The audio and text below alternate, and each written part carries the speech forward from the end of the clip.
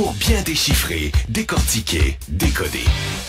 Voici Louis-Philippe Brûlé. Oui, il est de retour avec nous cette saison pour encore une fois nous vulgariser les grands enjeux en matière de santé publique. Allons tout de suite retrouver le microbiologiste Patrick Filion qui est aussi professeur au Cégep de l'Outaouais. Salut Patrick! Salut LP! Vous êtes encore en vacances pour un bout de temps, vous autres au Cégep, là? En vacances, LP, c'est sûr qu'on n'est pas obligé d'aller au boulot, mais techniquement, on n'est pas en vacances. Donc moi, par exemple, cette semaine, j'ai des réunions, on passe de nouveaux candidats en entrevue, on a besoin de nouveaux profs en bio. Donc, on se lève pas nécessairement à 6 heures du matin, mais disons que le gros du travail commence seulement le 23. Oui, mais les jeunes sont bien, eux autres, ils commencent juste à la fin janvier, si je me trompe pas, Patrick. C'est ça, exact. Les étudiants commencent le 23. Mais nous, je veux dire, les profs, les employés du Cégep, là, on est au boulot, mais on peut travailler beaucoup de la maison, donc on n'est pas encore là, dans le feu de l'action. OK. 2022 est maintenant derrière nous, mais il y a une chose qui n'est pas réglée, c'est la rareté des médicaments contre la toux et la grippe. L'été dernier, c'était surtout les médicaments pour enfants. Là, ça touche davantage ceux pour adultes. Pourquoi c'est si long, Patrick? Qu'est-ce qui se passe? Ben, il y a des ruptures dans les chaînes d'approvisionnement. Donc, les compagnies, ont de la difficulté à se procurer certaines substances dont elles ont besoin pour produire les médicaments. Mais il y a eu aussi, là, puis on se le cachera pas, là, je veux dire, une espèce de surprise où les compagnies qui produisent certaines quantités de médicaments pour telle ou telle date dans l'année. Donc, on essaie d'anticiper les quantités dont on aura besoin. Et là, ce qui est arrivé depuis l'été dernier, c'est que plusieurs infections, plusieurs maladies sont arrivées beaucoup plus tôt en saison. Donc, on va dire, la distribution de ces médicaments-là n'a pas été adéquate. Et il y a eu aussi là, une espèce de vente panique là, chez les parents, les personnes qui s'inquiétaient de ne pas avoir accès à ces médicaments-là. Donc, on en a acheté beaucoup et ça a créé les pénuries qu'on connaît. Donc, ça a entraîné toutes sortes de problèmes. Heureusement, on a fini par trouver d'autres solutions, mais ça a été des moments un petit peu inquiétants là, pour les parents, entre autres, là, qui cherchaient des médicaments comme le Tylenol, des choses comme ça pour enfants. Puis c'est encore parfois compliqué, puis ça a l'air que ça pourrait durer un bout de temps. Mais là, on apprend qu'une entreprise québécoise, Mantra Pharma, qui vient de mettre en marché un médicament générique de l'antibiotique clavulin. Ça mange quoi en hiver, ça, Patrick? Oui, le clavulin ou maintenant le M-amoxiclav, la version générique. Donc, c'est un mélange, dans le fond, de deux médicaments. Tu as de l'amoxicilline, qui est un antibiotique comme tel, donc qui va agir sur les bactéries. Puis, tu as aussi l'acide clavulanique. Ça, c'est quand même intéressant comme mélange. L'acide clavulanique, dans le fond, ce qu'elle fait, c'est qu'elle empêche les bactéries résistantes de détruire l'antibiotique. Donc, c'est une espèce de synergie entre les deux substances. Donc, l'antibiotique fait sa job, tue la bactérie.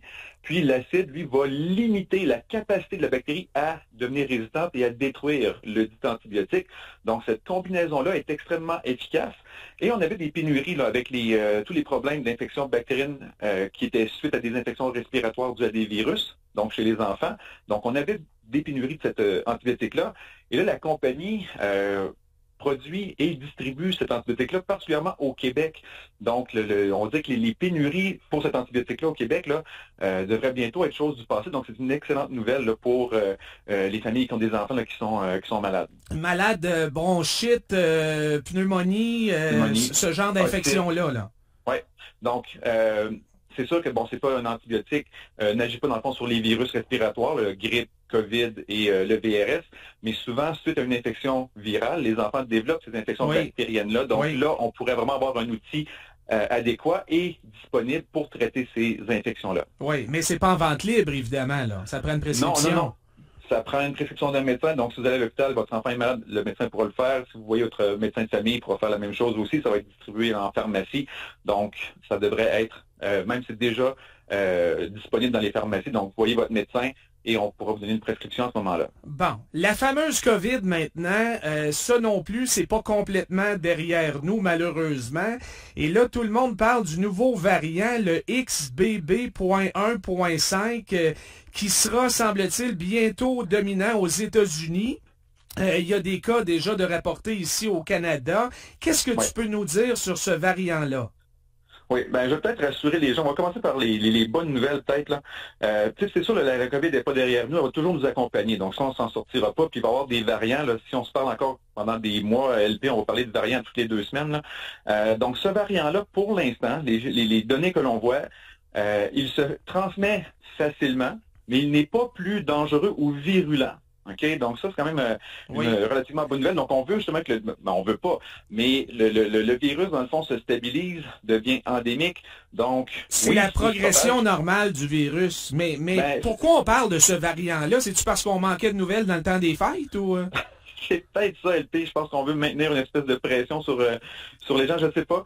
Mais c'est sûr que c'est lui qui va devenir probablement dominant. Donc, peut-être, en fait, pourquoi on en parle, c'est que, encore une fois, comme c'est un variant, donc sa structure externe est modifiée par rapport à ses prédécesseurs, ce qui fait en sorte qu'il pourrait résister aux réponses immunitaires qu'on a produites soit par les vaccins ou par des infections précédentes. Donc, si vous avez déjà eu la COVID, vous avez eu vos vaccins, ben, ce virus-là pourrait échapper partiellement à votre protection et causer quand même l'infection. Donc, c'est pour ça qu'on en parle, mais au niveau de la quantité de personnes qui vont se rendre à l'hôpital pour ce variant-là, c'est peut-être pas le même niveau de dangerosité qu'on a connu avec Omicron ou Delta il y a déjà de cela 2 ans. Là. Okay. Donc, c'est un variant, il peut échapper à l'immunité, mais somme toute, ça va pas faire exploser, du moins on le souhaite, le nombre de personnes qui seront gravement malades ou qui devront être hospitalisées. Ce qui est le cas en Chine présentement, semble-t-il, avec la levée des restrictions, puis il y a toujours beaucoup de mystères sur ce qui se passe vraiment ou pas en Chine, mais il y a beaucoup de spécialistes qui s'inquiètent de la situation là-bas présentement. Pourquoi?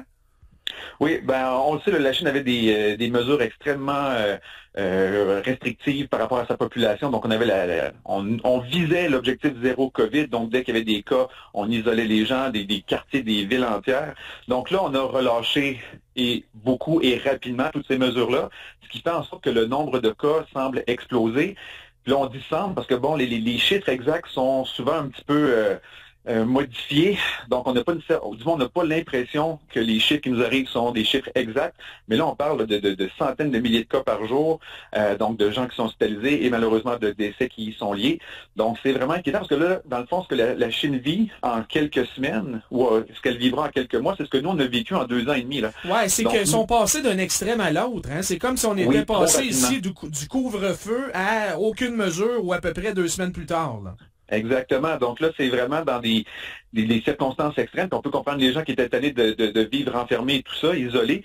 Mais là, c'est l'explosion des cas. Donc, comme je disais, ce qu'on a vécu en 2 ans et demi, eux vont le vivre en 3 mois. Puis là, sur une population de 1,4 milliard, si c'est pas plus, ben écoute, les nombres de cas vont se compter ça en centaines de milliers de personnes, en millions de personnes.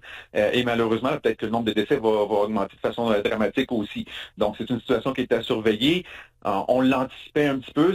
On est heureux dans un sens pour les gens là-bas qui ont plus de liberté et tout ça, mais en même temps, eux-mêmes risquent d'en souffrir un petit peu avec le nombre de personnes qui seront infectées. Et là, on impose maintenant des tests de dépistage aux voyageurs qui arrivent de la Chine, justement, aux États-Unis, ici au Canada, un peu partout là dans le monde. Est-ce qu'on craint qu'ils nous amènent de nouveaux variants plus dangereux? Qu'est-ce qu'on craint au juste?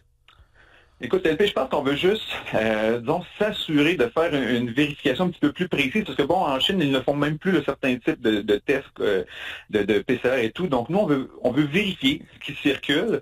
Mais écoute, tu sais, faut pas, comment je peux dire, ostraciser les gens ou les voyageurs qui arrivent de Chine. Moi, je veux dire, on est vers 8 milliards d'humains maintenant sur la planète. Là, c'est 8 milliards de potentiels incubateurs à variants. Ouais. Donc, moi, je pourrais être un incubateur à variants, puis je suis déjà ici au Québec, au Canada. Donc, c'est sûr qu'on veut vérifier ce qui se passe en Chine, parce que bon, il va y avoir beaucoup de cas. OK? Donc, on veut vérifier s'il pourrait potentiellement y avoir un variant qui leur a échappé là-bas et que nous, on pourrait détecter ici. Mais est-ce qu'on va limiter la propagation de ces variants-là par des tests comme ceux-là? Non.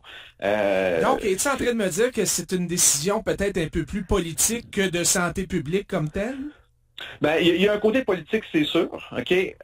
Mais au niveau, on va dire, soit statistique ou au niveau connaissance, dans le fond, de ces variants-là, de la propagation des virus, je pense qu'on est mieux outillé, donc on le fait. Donc, il y a un intérêt de santé publique, c'est sûr, mais je pense qu'il y a quand même une petite game politique qui joue derrière tout ça, mais je ne veux pas enlever le bien fondé de ces tests-là. Je pense que ça vaut la peine de les faire, mais ce n'est peut-être pas la seule motivation. OK, je veux finir sur une note un peu plus positive pour la première chronique de l'année, Patrick.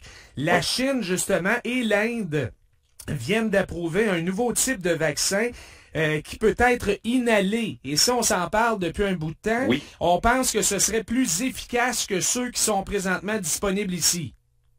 Oui, donc on parle les fameux vaccins muqueux. Puis quand on dit muqueux, c'est parce qu'on va les administrer par les muqueuses, donc soit par voie nasale, par voie buccale, et pour certains types là où le d'infections, virus rentre. exactement. Donc là, je veux même faire une petite anecdote là-dessus, LP. Pour certaines infections du tube digestif, on pourrait passer par la voie rectale. Mais là, ça sera peut-être pas la voie privilégiée pour la COVID et tout, mais pour certaines infections, ça serait une possibilité. Donc, on passe par les muqueuses. Et en passant par les muqueuses, donc par exemple, vaccin nasal, on s'assure d'avoir une réponse qui va être locale et qui va être adaptée au type d'infection, donc à la porte d'entrée normale du virus ou de la bactérie. Donc, ça va être beaucoup plus ciblé que, par exemple, recevoir l'injection par voie intramusculaire. Donc, on cible un endroit spécifique. La réponse immunitaire va être mieux adaptée, donc ça va être un type d'anticorps spécifique aux muqueuses. Donc, on va empêcher le virus d'entrer et non pas juste le combattre une fois qu'il est à l'intérieur. Donc là, on aurait vraiment des vaccins qui préviendraient l'infection et la transmission. Donc, ce serait vraiment plus efficace parce que là, pour l'instant, ce que l'on a, ce sont des vaccins qui diminuent l'effet sur le corps de la personne, mais qui n'empêchent pas la transmission du virus comme tel. Donc, ce serait beaucoup plus efficace. Donc, on le voit en Chine, en Inde, c'est un vaccin qui a été homologué. Donc, on espère que ce sera notre tour bientôt. Mais c'est ça. Pourquoi c'est pas déjà le cas, Patrick? Probablement que ce ne sont pas des vaccins qui ont été créés ici. Donc, on le sait, on a toujours été un petit peu plus frileux par rapport à ça. Il y avait des vaccins qui existaient pour la COVID, des vaccins traditionnels injectables, et on ne les a pas homologués ici. Donc, on va vraiment probablement prendre plus de temps pour les étudier, mais j'ose espérer que ce sera quelque chose qui sera dans un avenir rapproché, peut-être pour l'automne prochain, quelque chose de disponible ici, parce que ça serait vraiment plus ciblé comme approche. Donc, espérons là, que pour la grippe et la COVID, ce soit quelque chose que l'on ait. Ben, j'espère que c'est pas une game entre pharmaceutiques, là. Ben, ça, écoute, on le souhaite pas, mais on se cachera pas qu'il y a toujours des espèces de petites guerres comme ça où on veut, disons, contrôler le marché. Donc, je pensais que la COVID peut-être nous aurait incité à mieux collaborer en ce sens-là. Ouais. Mais chasser le naturel et il revient au galop. Très rapidement, malheureusement, effectivement. Merci beaucoup, Patrick. Toujours un plaisir, LP. Bonne rentrée, à la semaine prochaine. Voilà Patrick Filion, microbiologiste et professeur au Cégep de l'Outaouais.